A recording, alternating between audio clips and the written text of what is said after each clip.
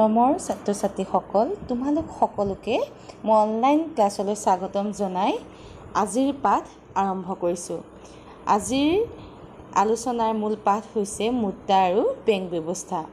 আৰু আজিৰ আলোচ্য বিষয় হৈছে মুদ্ৰাৰ ধাৰণা, মুদ্ৰাৰ বৈশিষ্ট্য আৰু মুদ্ৰাৰ কাৰ্যাৱলী। ছাত্ৰ ছাত্ৰীসকল, আহাচোন আমি এতিয়া আলোচনাটি মন দি শুনো। আশা কৰিছোঁ আলোচনাটিৰ পৰা তোমালোক উপকৃত হ'বা।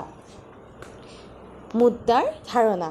আমি জানো যে বিনিময় প্ৰথাত বিভিন্ন ধৰণৰ অসুবিধাই দেখা দিয়াৰ ফলস্বৰূপে কালক্ৰমত মুদ্ৰাৰ সৃষ্টি হৈছিল। ইংৰাজ অৰ্থনীতিবিদ জিঅ'ফি কাউথাৰৰ মতে বিনিময়ৰ মাধ্যম হিচাপে সাধাৰণ গ্ৰহণযোগ্যতা থকা আৰু লগতে সামগ্ৰীৰ মূল্যৰ মাপকাঠি আৰু মূল্যৰ ভাণ্ডাৰ হিচাপে কাৰ্য সম্পাদন কৰা যিকোনো সামগ্ৰীয়ে হ'ল মুদ্ৰা। মুদ্ৰা হ'বলৈ হ'লে সামগ্ৰীবিধৰ সাধাৰণ গ্ৰহণযোগ্যতা থাকিব লাগিব। এখিলা পাতো মুদ্ৰা হ'ব যদিহে সেই পাতখিলা এখন দেশৰ আইনৰ দ্বাৰা গ্ৰহণযোগ্য হয়। গতিকে মুদ্ৰাৰ হ'বলৈ হ'লে মুদ্ৰাৰ সাধাৰণ গ্ৰহণযোগ্যতা থাকিব লাগিব। ছাত্ৰ ছাত্ৰীসকল, আহা আমি এতিয়া মুদ্ৰাৰ বৈশিষ্ট্যসমূহৰ বিষয়ে আলোচনা কৰোঁ। মুদ্ৰাৰ প্ৰধানতঃ 8টা বৈশিষ্ট্য আছে। তাৰে প্ৰথম বৈশিষ্ট্যটো হৈছে সাধাৰণ গ্ৰহণযোগ্যতা। মুদ্ৰাৰ সাধাৰণ গ্ৰহণযোগ্যতা থাকিলেহে মুদ্ৰা বিনিময়ৰ মাধ্যম ৰূপে গণ্য হয়। আৰু সাধাৰণ গ্ৰহণযোগ্যতা বৈশিষ্ট্যটোৱেই হৈছে মুদ্ৰাৰ আটাইতকৈ গুৰুত্বপূৰ্ণ বৈশিষ্ট্য। তোমালোকৰ পৰীক্ষাত এই প্ৰশ্নটো প্ৰায়ে আহে যে মুদ্ৰাৰ আটাইতকৈ গুৰুত্বপূৰ্ণ বৈশিষ্ট্যটো কোনটো? তেতিয়া হ'ব সাধাৰণ গ্ৰহণযোগ্যতা। সাধাৰণ গ্ৰহণযোগ্যতা হৈছে মুদ্ৰাৰ আটাইতকৈ গুৰুত্বপূৰ্ণ বৈশিষ্ট্য। দ্বিতীয়তে সহজ চিনাক্তকৰণ। মুদ্ৰা সহজতে চিনি পাব লাগিব। ই আন সামগ্ৰীতকৈ বেলেগ হ'ব লাগিব। এতিয়া আমি যদি চিত্ৰখন চাওঁ তেতিয়া আমি চিত্ৰখন দেখাৰ লগে লগে কৈ দিব পাৰোঁ যে কোনবিধ কি মুদ্ৰা, হয়নে? 5 টকীয়া, 10 টকীয়া, 20 টকীয়া, 50 টকীয়া, 100 টকীয়া আমি দেখাৰ লগে লগে কি হৈছোঁ? চিনি পাইছোঁ। গতিকে মুদ্ৰাৰ চিনাক্তকৰণ সহজ হ'লেহে বেচা কিনাত সমস্যাই দেখা নিদিয়ে। তৃতীয়তে মুদ্ৰা সহজে নষ্ট নোহোৱা সামগ্ৰী হ'ব লাগিব। ছবিখনলৈ মন কৰাচোন। আমি যদি শাক পাচলি বা মাছ মাংস বা গাখীৰ মুদ্ৰাৰূপে ব্যৱহাৰ কৰোঁ তেতিয়া ই বেছিদিন সঞ্চয় হৈ থাকিবনে? নাথাকে, ই নষ্ট হ'ব। গতিকে মুদ্ৰা সদায় কি হ'ব লাগিব? সহজে নষ্ট নোহোৱা সামগ্ৰী হ'ব লাগিব। তেতিয়াহে মুদ্ৰা আমি বহুত দিনলৈ সঞ্চয় কৰি ৰাখিব পাৰিম। ছাত্ৰ ছাত্ৰীসকল, মুদ্ৰাৰ অন্যতম বৈশিষ্ট্য হৈছে সমজাতীয় বা পূৰ্ণ সাদৃশ্যযুক্ত। মুদ্ৰা সদায় সকলো পিনৰ পৰাই দেখিবলৈ সমান হ'ব লাগিব।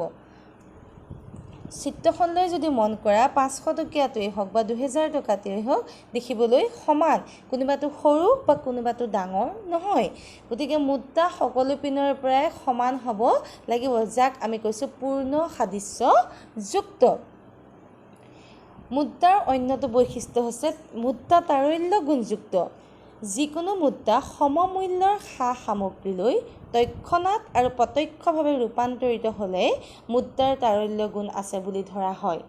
বিনিময় প্ৰথাত সামগ্ৰীসমূহৰ তাৰল্য গুণ নাছিল, যাৰ ফলস্বৰূপে সামগ্ৰীসমূহ বেছিদিন টিকা নাছিল, বেছিদিন আমি তাক সঞ্চয় কৰি ৰাখিব পৰা নাছিলোঁ। গতিকে মুদ্ৰাৰ তাৰল্য গুণ থকাৰ বাবে লেনদেনৰ ক্ষেত্ৰত অসুবিধাৰ সৃষ্টি নহয়। মুদ্ৰাৰ অন্যতম বৈশিষ্ট্য হৈছে হস্তান্তৰযোগ্য।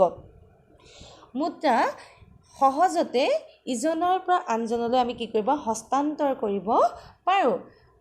তদুপৰি আমি বেংকৰ জৰিয়তেও কি কৰিব পাৰোঁ? মুদ্ৰা প্ৰকৃত হস্তান্তৰ নোহোৱাকৈ লেনদেন সম্পাদিত কৰিব পাৰোঁ। গতিকে হস্তান্তৰযোগ্যটো হৈছে মুদ্ৰাৰ অন্যতম এটি বৈশিষ্ট্য। মুদ্ৰাৰ অন্যতম বৈশিষ্ট্য হৈছে মুদ্ৰা বিভাজনীয়। অধিক মূল্যৰ মুদ্ৰা কম মূল্যৰ মুদ্ৰাৰ সমষ্টিলৈ আমি তৎক্ষণাত কি কৰিব পাৰোঁ সলনি কৰিব পাৰোঁ গতিকে মুদ্ৰা বিভাজনীয় যিটো বিনিময় প্ৰথাত দেখা দিয়া পোৱা নগৈছিল যাৰ ফলস্বৰূপে বিনিময় প্ৰথাত বিভিন্ন ধৰণৰ অসুবিধাই দেখা দিছিল মুদ্ৰাৰ অন্যটো বৈশিষ্ট্য হৈছে মুদ্ৰাৰ মূল্যৰ স্থিৰতা থাকিব লাগিব মুদ্ৰাৰ মূল্য দ্ৰুতগতিত হ্ৰাস পালে মুদ্ৰাৰ গ্ৰহণযোগ্যতা লোপ পায় সেয়ে মুদ্ৰাৰ সদায় কি হ'ব লাগিব মূল্যৰ স্থিৰতা থাকিব লাগিব মুদ্ৰাৰ মূল্য স্থিৰতা নাথাকিলে বিভিন্ন ধৰণৰ জটিলতাই দেখা দিয়ে গতিকে এইসমূহ হৈছে মুদ্ৰাৰ গুৰুত্বপূৰ্ণ বৈশিষ্ট্য তোমালোকে ভালদৰে এইখিনি পঢ়িবা এতিয়া আহোঁ মুদ্ৰাৰ কাৰ্যাৱলী মুদ্ৰাৰ প্ৰধান কাৰ্যাৱলীসমূহৰ ভিতৰত হৈছে মুদ্ৰা হৈছে বিনিময়ৰ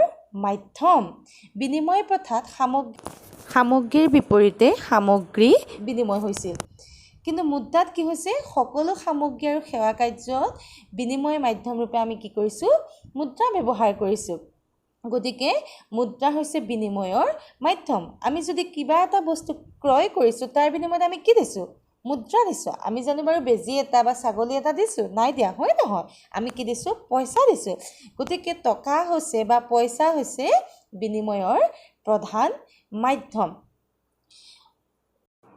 যি মুদ্ৰাই বিনিময়ৰ মাধ্যম হিচাপে কাৰ্য সম্পাদন কৰিব নোৱাৰে সেই কেতিয়াও কি হ'ব নোৱাৰে মুদ্ৰা হ'ব নোৱাৰে মুদ্ৰাৰ অন্যটো বৈশিষ্ট্য হৈছে সা সামগ্ৰীৰ মূল্যৰ মাপকাঠি মুদ্ৰাই সামগ্ৰীৰ মূল্যৰ উমৈহতীয়া মাপকাঠি কাৰণ সকলো আৰ্থিক সামগ্ৰীৰ মূল্য মুদ্ৰাৰ ৰূপত প্ৰকাশ কৰা হয় চিত্ৰখনলৈ যদি মন কৰা তেতিয়া দেখিবা যে প্ৰত্যেকবিধ চাউলৰ বিনিময়ত তাৰ মূল্যটো কি কৰা হৈছে স্থিৰ কৰি থোৱা হৈছে গতিকে মুদ্ৰাই যিকোনো সামগ্ৰী কি কৰে মূল্যৰ মাপকাঠি হিচাপে কাৰ্য সম্পাদন কৰে মুদ্ৰাৰ তৃতীয়টো কাৰ্যাৱলী হৈছে মুদ্ৰাই স্থগিত দেনা পাওনাৰ মানদণ্ড হিচাপে কাৰ্য সম্পাদন কৰে আমি কিছুমান সামগ্ৰী বেচা কিনাৰ সময়ত দামটো কি কৰোঁ লগে লগে পৰিশোধ কৰিব নোৱাৰিবও পাৰোঁ তেতিয়া আমি ঋণৰ ক্ষেত্ৰত কি কৰোঁ ঋণ নউতাই ঋণ পৰিশোধ কৰোঁতে সময় লয়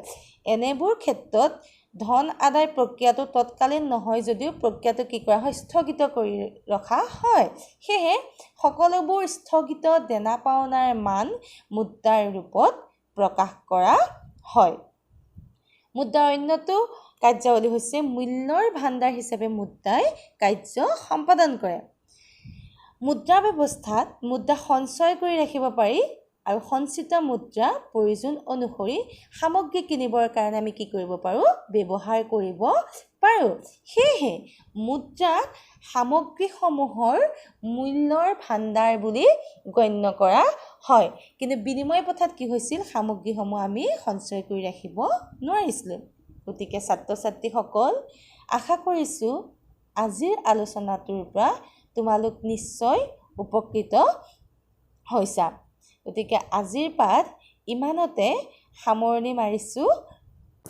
ধন্যবাদ